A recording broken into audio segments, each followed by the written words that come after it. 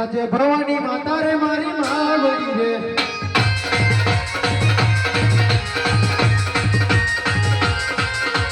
ભવાની માતા રે મારી માવડી રે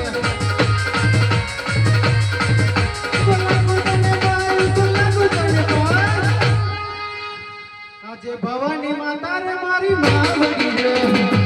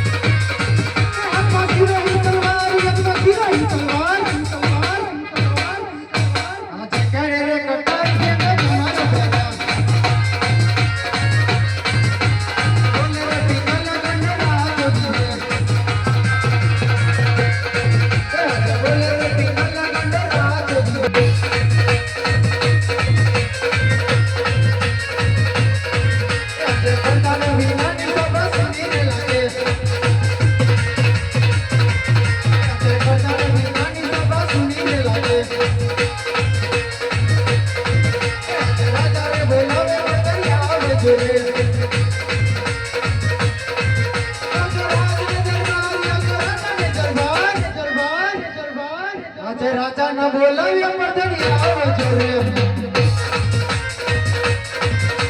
राजा न बोलावे मर्दनी आवजो रे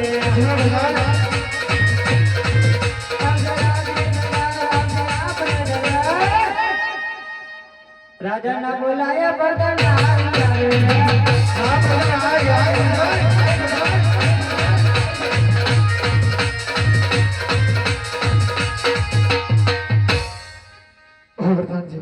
बोलो बापू તમે રાજ દરબારમાં આવી ગયા છો તો ઘણો આનંદ થયો છે પરંતુ પ્રધાનજી હવે કાન ખોલીને સાંભળી લો જી બાપુ કે રાજા ફળિયાર માં ભવાનીના ધ્યાનમાં આવ્યા છે ને ત્યાં સુધી પિંગલગઢની રાજ દરબારની ચોકીની જવાબદારી તમને સોંપે છે થશે કે નહીં પ્રધાનજી? બાપુ થઈ જાય.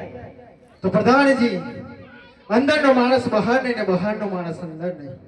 બહારનો માણસ બહાર ને અંદર અંદર એવું જ ને. હા પ્રધાનજી. આખો કાઈ જાય તો બહાર હે.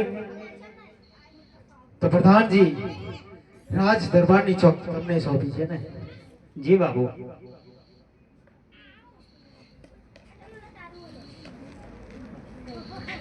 વિસાના છે બાપુ મારા બોલતા નથી.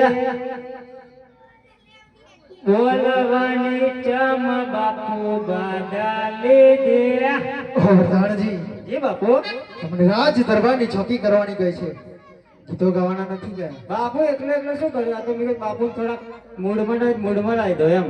અરે પ્રધાનજી જી બાપુ. રાજ દરબારની ચોકી કરો તમે. હું રાજ દરબારની ચોકી જ કરી રહ્યો છું.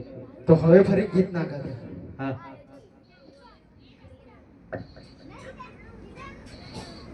સેન્ડવી ચલાયો પણ ખાતા નથી. આઈસ્ક્રીમ લાયો પણ ભાવતું નથી. બાપુ બાપુ આઈસ્ક્રીમ ભાવ જ છે ને? પ્રધાનજી જી બાપુ. રાજ દરબારની ચોકી કરો તમને. બાપુ ચોકી જ કરાવું પણ તો બાપુ જ દઈ નાખે. મારે ખાવું પડશે.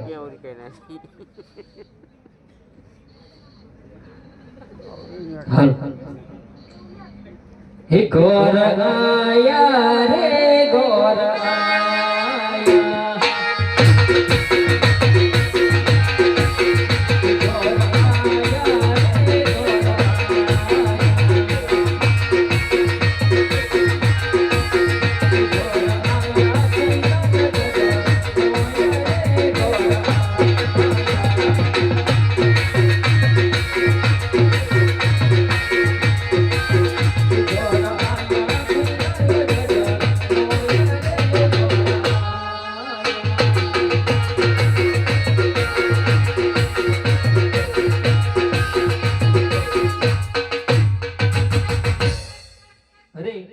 આટલા સુધી તો આવી ગયો.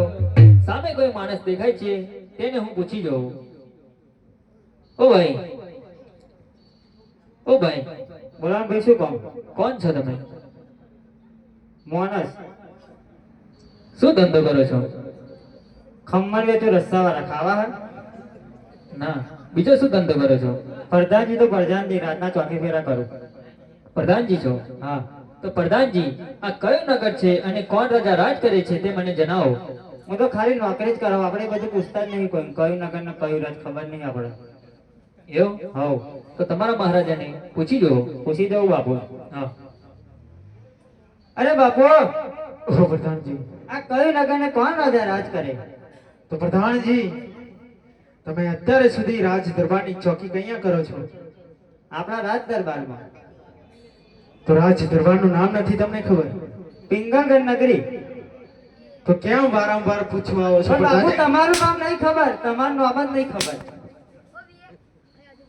આઈ ગયું. બોલ દાદા. બોલો. પિંગલગઢ નગરી પડ્યા બાપુ રાજ કરે. તો તમારા મહારાજાને કહો કોઈ ઘર આવે છે અને તમને મળવા માંગે છે. અમાર બાપુ કોઈ મળવું જ નહીં. પણ કેમ? ખબર ને બાપુ. બાપુ હવાના ગુસ્સે જ છે મારું પર. એવું? હા. મારે મળવું છે ને. પણ મળવું? હા. પૂછતો આવું. અંદર આવતા હોય. હા. દાદા બોલો. બૈરી છોકરો હક નહીં હોય જ ને? કેટલા કેટલા હોય? એક બૈરું હોય, બે છોકરા હોય. આતા તો કોઈ નહીં. હાથે હાથ લહાડે કરે. ના ના, આપણે એવું નથી. એવું નહીં? ના. હાથા ઉભા રહે તો પૂછતા આવું. હા. અરે બાપુ. ઓ પ્રધાનજી હાલ. કોઈ ઘર દેવાયાને તમને મળવા માંગે છે. તો પ્રધાનજી જે ગોર દરબાર રાજ દરબારના હોય ને તેમને અંદર આવવા દો અને રખડતા પકડતા હોય ને તો દાન દક્ષિણા આપીને બહારથી જ વિદાય કરો. જેવો તમારો હુકમ બાપુ. દાદા બોલો. રાતના પછી ખબરિયા રાતના જ છીએ. લાગતું નહીં રાતના હોય એવું. રાતના જ છીએ. રાતના જ છે. હા. ઘણા રાજી ખુશી. બાપુ ગરદેવ બાપુ મળી લે. અરે જય થાવ પિંગલગઢના રાજા પડિયાનો જય થાવ. ઓહ ગોરજી, આજે રાજા પડિયાના પણ તમને નમન છે. આજે મારી પિંગલગઢ નગરીની અંદર તમારે કેમ આવવું પડ્યું છે? અરે મહારાજા, આવવા જવાની જો વાત કરતા હોય તો હું પોકળગઢથી આવું છું. પોકળગઢના રાજા- પ્રધાનજી! જી બાપુ.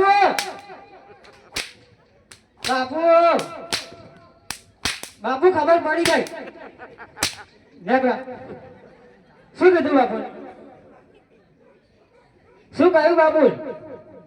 મેં એમને પોકળગઢની વાત કરી. એટલે જોજો પછી પોકળગઢનું નામ લેતા તમારા લીધે મને જ ધોઈ નાખ્યો. એવું? પોકળગઢ અમે 20 વર્ષના વેર હતા બાપુ. મને નથી ખબર હો. અને 22 વર્ષ જતાય નહીં બાપુ. એવું? તા શેના વેર હાલે? 20 વર્ષના વેર હાલે બાપુ. તો ખબર નહીં, મારા 20 નહીં થયા હજુ. એવું? હવ. પ્રધાનજી, હા બાપુ એટલા બધા ગરમ કેમ થઈ ગયા? જો બાપુનું કામ એવું છે ને, 24 કલાક સગડી ચાલુ કરીને ઊંઘી રહેવાનું. એવું? હવ. એનથી ગરમ તો તમે લાગો છો. તે એનથી ગરમ જ ને, ચા કરતા કેટલી ગરમ. એવું? હા. પ્રધાનજી, હા એક ટ્રાય મને મારવા દો. તમારે ટ્રાય મારવા થાય, મને નોકરી લઈને આઈને ઘર નહીં જવું પડે. એવું? હા. નહીં જવા દો નોકરી. એટલે જતી રહેશે ભાઈ. નહીં જવા દો, એક ટ્રાય મારવા દો. હાલ તો પૂછતા નહીં, હવે ઘરે જવું આવી જાઓ. હા. અરે બાપુ, ઓહ પ્રધાનજી, આ ગોરદેવને ના કહેતા વારંવાર કકડાટ કરી રહ્યા છે. તો પ્રધાનજી, જી બાપુ. તો તમારે રાજ દરબારની ચોકી કરવાનો કોઈ હક પણ નથી. જો આજે ગોરજી તમારાથી ના બહાર જઈ શકતો હોય ને, તો હું બહાર ના જાઉં. લો પ્રધાનજી, જી બાપુ. હજુ જોયું છે તમારે બહાર? પણ બાપુ નહીં માનતા હોય શું કરું? તો ગોરજીને અંદર બોલાવો, હું સમજાવીશ. બોલાવી લાવું વાવાઝોડું પાછું. હેલો, આમ બોલવા થોડું ધ્યાન રાખજે બાપુ. સિંહાસન રહો નહીં, જેમ ફાવે તેમ બોલ બોલ કરો હતી. બાપુ વાવાઝોડું પાછું આવી ગયું. ઓહ ગોરજી, આજે મારા પ્રધાનજી તમને વારંવાર સમજાવે છે તો તમે માની જાઓ. કારણ કે જો આજે તમે ગોરજી ના હોત ને, તો તમારા ધડ મસ્તક અલગ કરીને મારી પિંગલગઢની ડેલીએ લટકતા થઈ ગયો હોત. પરંતુ ગોરજી, હજુય તમને સમજાવું છું કે ભરામાનથી તમે પિંગલગઢથી વિદાય થઈ જાઓ. અરે મહારાજા, ક્રોધ, ઘમંડ અને અભિમાન શા માટે કરો છો? જેને જેને આ સૃષ્ટિ પર ક્રોધ, ઘમંડ અને અભિમાન કર્યું છે તેનો હંમેશા પરાજય થયો છે, જીત નથી થઈ. ક્યાંક દીકરી લેવાથી, ક્યાંક દીકરી દેવાથી વેરઝેર ઓછા થાય છે. વેરઝેરથી શા માટે જીવો છો? એક દિવસ વેવાઈ બનીને જુઓ તો આગળની જિંદગી જીવવાની મજા આવશે. ઓહ ગોરજી, તમે પણ કાન ખોલીને સાંભળી લો. આજે વેરીને વેવાઈ તરીકે આ પડિયાર કદાપી નહીં સ્વીકારે. કારણ કે જેની તલવાર રણ મેદાનમાં દુશ્મનના ધડથી લડતી હોય ને, જેના લોહી ચાખવા મારી તલવાર છક છક છકી રહી છે, એને હું વેવાઈ તરીકે નહીં સ્વીકારું. અને એની સાથે હું લોહીના સમાન કદાપી નહીં બાંધું. ગોરજી, અરે મહારાજા, આટલું ઘમંડ અને અભિમાન જો તમે કરતા હોય તો કદાચ પોકળગઢના રાજા અજમેર અને તમારી વેરઝેર હોય. એમાં સોરુડાનો શું વાંક હોય? ક્યાંક દીકરી લેવાથી, ક્યાંક દીકરી દેવાથી વેરઝેર ઓછા થાય છે. વિધાતાના લેખમાં કોઈ મેઘ નથી મારી શકતું. અને હા, બ્રાહ્મણનો પુત્ર છું એટલું જ નહીં, હું તમારી જોડે કકરાટ કરતો હોય માટે તમે મને માન ના આપતા હોય તો કાન ખોલીને સાંભળેલો રાજવી કે આ લીલુડા શ્રીફળ આપના કુંવર નહીં જીલાવે તો હું અહીં બ્રહ્મ હત્યા કરીશ. અને બ્રહ્મ હત્યાનો પાપ તમને અને તમારી પિંગલગઢ નગરી માથે રહેશે. ઓહ ગોરજી, આવું કરવાની તમારે ક્યારેય નહીં જરૂર પડે. કારણ કે તમે એક રાજપૂતના દરબારમાં ઊભા છો અને રાજા પડિયાનો નિયમ છે કે બેન દીકરીની રક્ષા કરવી. અને ગોરજી, તમે તો બ્રાહ્મણ છો અને જો બ્રાહ્મણ આવું કહેતા હોય ને તો રાજા પડિયાને પણ મંજૂર છે. તમે જે વાત કહો છો કે વિધાતાના લેખ ઉપર કોઈ મેઘ નથી મારી શકતું, એ વાત તમારી સાચી છે. કારણ કે હું એક તો કાળા માથાનો માનવી છું. વિધાતાના લેખ કેવી રીતના બદલી શકે? પરંતુ રાજા અજમલ સાથે મારું વેર પણ વરી જશે. મારે તો દીકરી લેવાની છે, દીકરી દેવાની ક્યાં છે પ્રધાનજી? સાચી વાત છે ને? 100% બાપુ. તો પ્રધાનજી, જી બાપુ. તમારું શું કહેવું છે આપણા કુંવરને બોલાવી લ્યા છે. હા બોલાવી લઈએ. તમારો કે મારો? બાપુ માં લગાન જ નહીં થયા હજી તો. તમારો આપણો રાજકુંવર બાપુ. હવે પ્રધાનજી તમારો કુંવર